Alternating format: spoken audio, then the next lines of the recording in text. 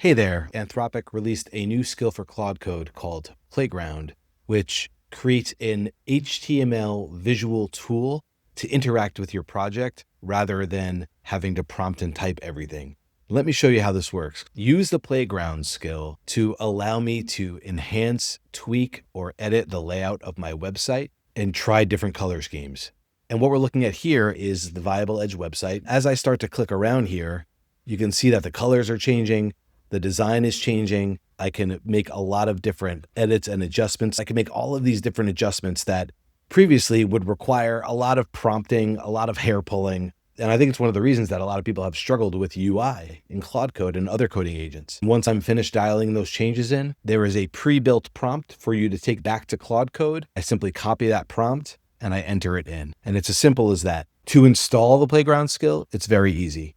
All you need to do is copy these two commands into a Claude session. As I was experimenting with this, I came up with some really interesting use cases, maybe not always practical, but definitely fun. Here's a first-person file browser for skills. Here I'm editing the UI of poker dogs. This is a fun little experiment with agents playing poker against each other as dogs. You can look at it on my website at pokerdogs.viableedge.com. Here is a really out-of-this-world visualizer of a website analytics report. Here is a Playground skill generator that can create other interesting Playground ideas. Here is an ICP tool to help define and customize an ICP. I wanted to see if I can create a drag and drop canvas. I can adjust different elements here, dial in my ICP profile, and then when I'm ready, get that as a prompt that I could bring into my project. So I encourage you to go experiment with this. I think this is going to help a lot of people get more comfortable with Claude Code. If you come up with any cool playgrounds, please share.